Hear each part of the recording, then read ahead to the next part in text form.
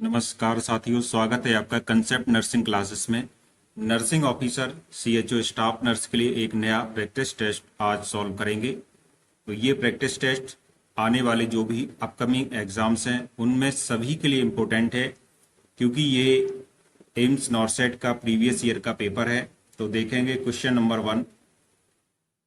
The normal newborn haemoglobin level is option 1 17 to 20 ग्राम पर DL, option B 12 to 14 ग्राम पर DL, option 3 10 to 12 ग्राम पर DL, option 4 20 to 25 ग्राम पर DL। तो नवजात शिशु में जो हीमोग्लोबिन का सामान्य स्तर होता है ये होता है 17 से 20 ग्राम प्रति DL, इसलिए करेक्ट आंसर होगा option 1। Next question, most sensitive index of the health of a community is. तो एक कम्युनिटी में जो हेल्थ का एक पैरामीटर होता है, सबसे अच्छा संवेदी सूचकांक होता है, वो क्या है? ऑप्शन 1 है infant mortality rate, MMR, crude birth rate, crude death rate. तो जो मोस्ट सेंसिटिव इंडेक्स होता है एक हेल्थ का कम्युनिटी का, वो होता है infant mortality rate means IMR। इसका इसलिए करेक्ट आंसर होगा option 1। Next question, find the correct statement. आपको यहाँ पे कुछ स्टेटमेंट दिए गए हैं, इसमें से बताना है कि कौन सा स्टेटमेंट इनमें से सही है। पहला स्टेटमेंट है pre mature rupture of membranes is कंट्रा indications of induction of labour. Option 2 है gestational diabetes is indication of labor। Option 3 है cephalopelik disproportion is indication of labor। तो यहाँ पर हम लोग देखेंगे कि इसमें से जो करेक्ट आंसर होगा वो केवल जो करेक्ट आंसर है वो केवल और केवल ऑप्शन 2 है। इसमें gestational diabetes is indications of induction of labour, यहाँ पर ये ऑप्शन सही है। अगला क्वेश्चन देखेंगे, fluid of choice in burn patient. Option 1 0.45% normal saline, 0.25% normal saline, 3% normal saline, Ringer lactate. जो वर्न पेशेंट में फ्लूइड ऑफ चॉइस होता है ये होता है रिंगर्स लैक्टेट, इसलिए करेक्ट आंसर है ऑप्शन 4। नेक्स्ट क्वेश्चन की ओर चलते हैं, आइडेंटिफाई दी ब्लेड साइज। यहाँ पर देखिए एक ब्लेड दिया गया है, इसका आपको साइज बताना है क्या होगा। 11, 10A, 15, 12। इसका जो नंबर है वो है ऑप्शन 3, बिल्कुल सही होगा। 15 नंबर का ब्लेड है ये। Next question, onset of puberty before the age of 8 years in girls is called thelarche, menarche, delayed puberty, precocious puberty.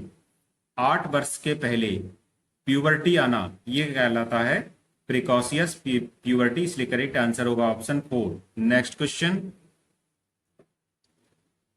ग्लूटाल्डिहाइड is used widely as a cold sterilant to disinfectant a variety of heat sensitive instrument, give the example. देखिए ये ग्लूटाल्डिहाइड एक solution होता है, एक disinfectant solution होता है, जिसका use करते हैं हम लोग हीट सेंसिटिव, जो भी हीट सेंसिटिव इंस्ट्रूमेंट होते हैं उनको स्टरलाइज करने के लिए, उनको डिसइंफेक्ट करने के लिए। तो इसमें जो मेन इसका इंस्ट्रूमेंट है ये आपको बताना है कि इनमें से किस में ये हम यूज करते हैं। Forceps, scissors, laparoscopic instrument and patient bed.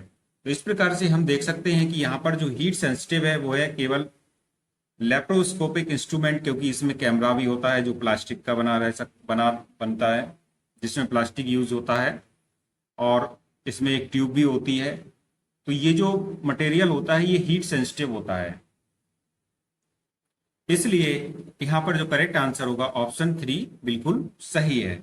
Next question की ओर चलेंगे, what room temperature should be maintain during the period of phototherapy. तो फोटोथेरेपी के समय रूम टेम्परेचर कितना मेंटेन रहना चाहिए? 24 से 26 डिग्री सेल्सियस, 30 से 32 डिग्री सेल्सियस, 28 से 30 डिग्री सेल्सियस, 26 से 28 डिग्री सेल्सियस। तो इसका करेक्ट आंसर होगा ऑप्शन 3, रूम टेम्परेचर मीन्स होता है 28 से 30 डिग्री सेल्सियस पर मेंटेन होना चाहिए जब फोटोथेरेपी की जा रही हो। Next question, choose the correct statement regarding ECG changes in hyperkalaemia. तो हाइपरकैलेमिया की कंडीशन में जो भी ईसीजी चेंजेस होते हैं वहां पे आपको इसके बारे में सही विकल्प का चुनाव करना है। Option 1, peak T wave, ST depression, shallow T wave and prominent U wave. Option 2, flat P wave, prolonged PR interval, widened QRS complex and tall T wave. Normal P wave and QRS complex, rounded T wave and shallow U wave. Peak P wave, absent QRS complex and prominent U wave. देखिए, जब भी ECG करते हैं और ECG में hyperkalaemia means होता है कि जब शरीर में पोटेशियम की मात्रा अधिक हो गई है तो ईसीजी में कुछ चेंजेस आ जाते हैं। अब ईसीजी में जो चेंजेस होते हैं तो हम जानते हैं कि PQRST ये इसमें मेन फंक्शन मेन पार्ट्स होते हैं ईसीजी के। तो इस प्रकार से जब ईसीजी करते हैं तो ऐसा ग्राफ टाइप का कुछ बनता है। इसमें हम देखते हैं जो पहली होती है वे P होती है, फिर ये QRS कॉम्प्लेक्स होता है, इसके बाद ये T वेव होती है। अब जब भी हाइपरकैलेमिया की पोजीशन हो तो इसमें फ्लैट हो जाएगी, ये P वेव फ्लैट हो जाएगी। एक तो ये चेंज आएगा। दूसरी बात, प्रोलॉन्ग्ड पीआर इंटरवल बढ़ जाएगा। अब कैसे बढ़ जाएगा ये देखिए, जैसे ये मान के चलिए एक नॉर्मल ईसीजी है तो ये P वेव बन गई,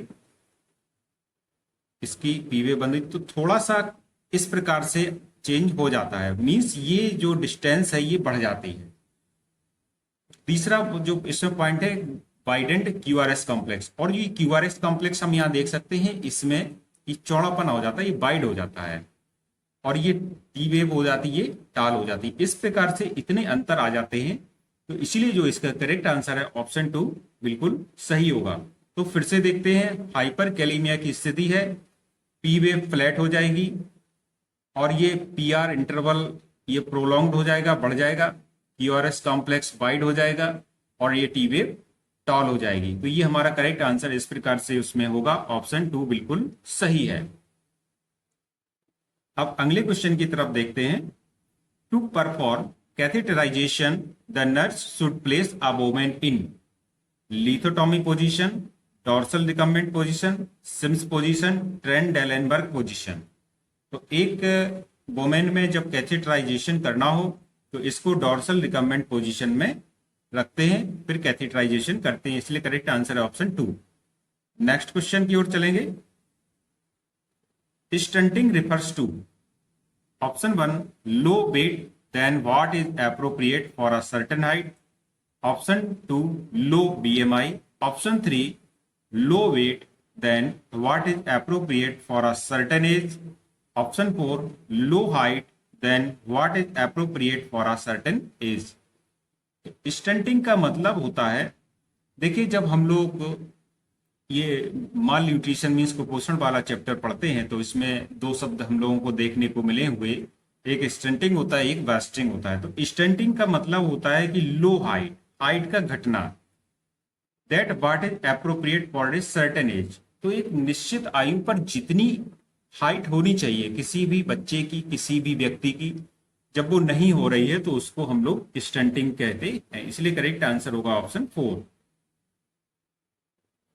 नेक्स्ट क्वेश्चन की ओर चलेंगे। What are the characteristic findings with regards to CSF after a lumbar puncture is perform on a child who has bacterial meningitis. तो एक बच्चा है उसमें CSF निकालने के लिए क्या किया गया, लंबर पंचर किया गया, और जो बीमारी है उसमें बैक्टीरियल मेनिंजाइटिस है।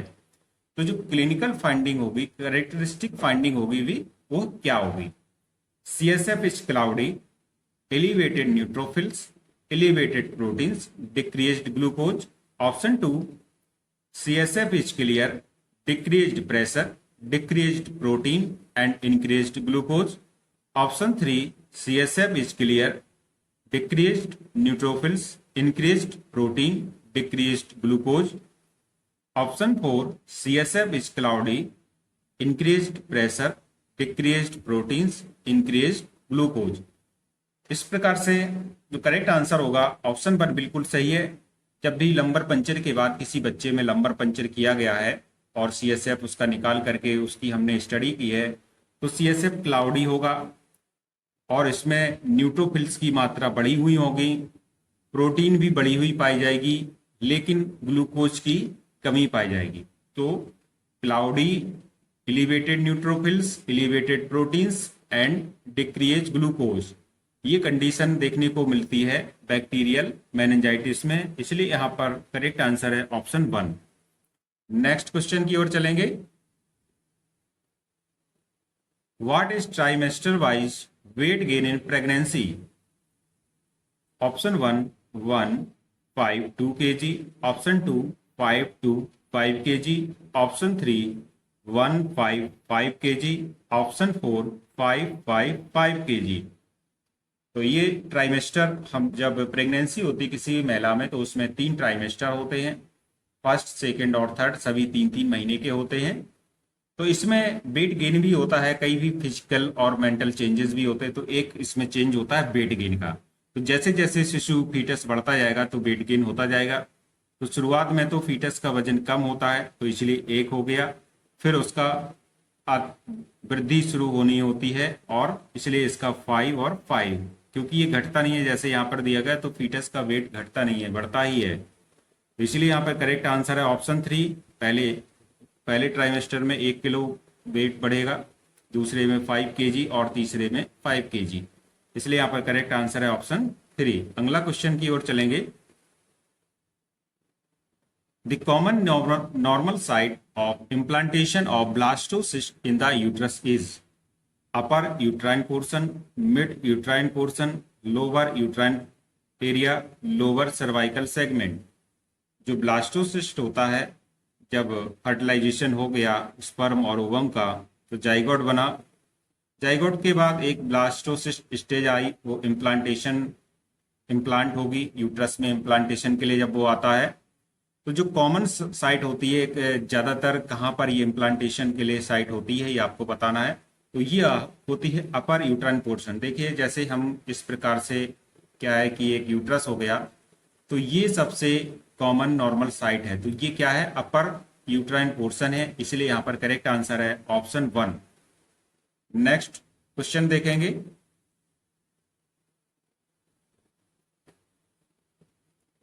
A client who had several episodes of chest pain is scheduled for an exercise electrocardiogram.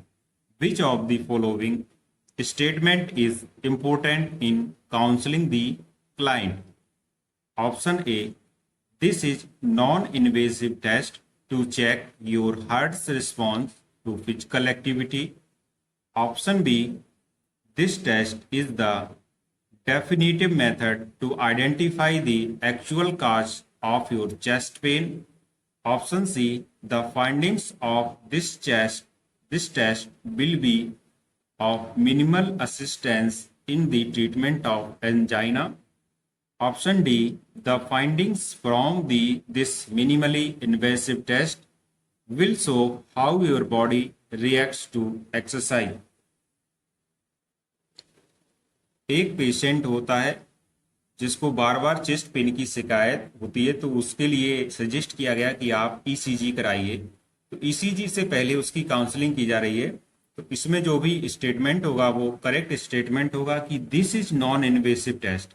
इसमें किसी प्रकार का इन्वेजन नहीं होता है। और to check your heart response, आपकी फिजिकल एक्टिविटी को देख करके, आपके फिजिकल एक्टिविटी की रिस्पॉन्स को देख करके यह एक प्रकार का नॉन इन्वेसिव टेस्ट है जो आपके हार्ट को चेक करेगा, इसलिए यहां पर करेक्ट आंसर है ऑप्शन ए। नेक्स्ट क्वेश्चन की ओर चलेंगे। Maximum time of hand hygiene 90 seconds, 20 to 30 seconds, 1 minute, 2 minute. Correct answer होगा इसका ऑप्शन बी, 20 से 30 सेकंड होता है मैक्सिमम टाइम हैंड हाइजीन का। Next question, maximum and minimum score of GCS are 8, 9, 8 to 12, 12 to 13, 3 to 15। इसका correct answer होगा option D, ये minimum और मैक्सिमम स्कोर होता है GCS means Glasgow comma scale का, ये होता है 3 से 15। नेक्स्ट क्वेश्चन की ओर चलेंगे। Side effects of chloramphenicol is dizziness, headache, bone suppression, bone marrow suppression, immunity suppression. Correct answer होगा ऑप्शन सी, जो क्लोरामफेनिकॉल का साइड इफेक्ट होता है ये होता है bone marrow suppression. Next question, needle gauge preferred with blood transfusion is 16, 18, 20, 22। Correct answer is option B, 18 gauge. Next question,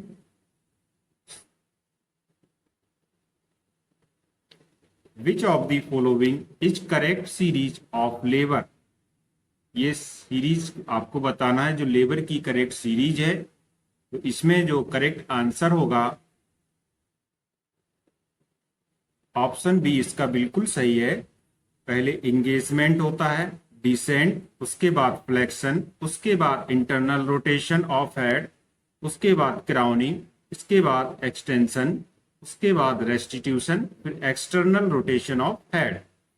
इसलिए यहां पर करेक्ट आंसर है ऑप्शन बी। फिर से देखेंगे, engagement, descent, flexion, internal rotation of head, crowning, extension, restitution, external rotation. Next question, neonate compression ventilation ratio 1:1, 1:2, 1:3, 1:4। Correct answer है option C, 1:3। Identify the given figure. देखिए यहां पर एक आपको फिगर दिया गया है, इसको आपको आइडेंटिफाई करना है कि ये क्या है। इसका करेक्ट आंसर आपको बताना है। Option A, Hohmann's retractor, option B, फेयरवेफ retractor, option C, Doyen retractor, option D, Denver retractor. Correct answer होगा option D, Denver retractor. Next question, percentage of burnt perineum is 3 to 13%, 9%, 18%, 4.5%। जो perineum होता है उसका weren't percentage निकालना हो तो कितना उसको मार्क्स देंगे। करेक्ट आंसर होगा 3 to 13%। Next question, which disease not includes in mission Indradhanush, tetanus, diphtheria, pneumonia, whooping cough। Mission Indradhanush में कौन सी बीमारी सम्मिलित नहीं की गई थी। तो करेक्ट आंसर है option C, pneumonia. Next question,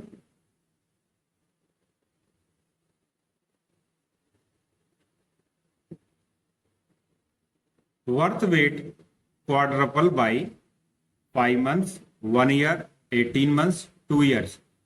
तो जो बर्थ वेट होता है वो कितने महीनों में या कितनी आयु पर 4 गुना हो जाता है। करेक्ट आंसर होगा option D, 2 years। Next question, height of neonate doubles by 4 years, 3 years, 2 years, 1 year। Correct answer होगा जो हाइट होती है नियोनेट की ये डबल हो जाती है। तो इसका सही आंसर है ऑप्शन ए, 4 वर्षों में डबल हो जाती है। नेक्स्ट क्वेश्चन की ओर चलेंगे। SSPE is a complication of which disease. Option A, whooping cough, option B, measles, option C, meningitis, option D, tetanus. Correct answer है ऑप्शन बी, मीजल्स। यहां पर जो SSPE है इसका मतलब है sub cutaneous sclerosing para encephalitis, इसको SSPE बोला जाता है। और ये मेनिंजाइटिस मीजल्स में ये शो होती है, और ये जो एसएसपी है एक प्रकार का न्यूरोलॉजिकल डिसऑर्डर है जिसमें ब्रेन में सूजन आ जाती है।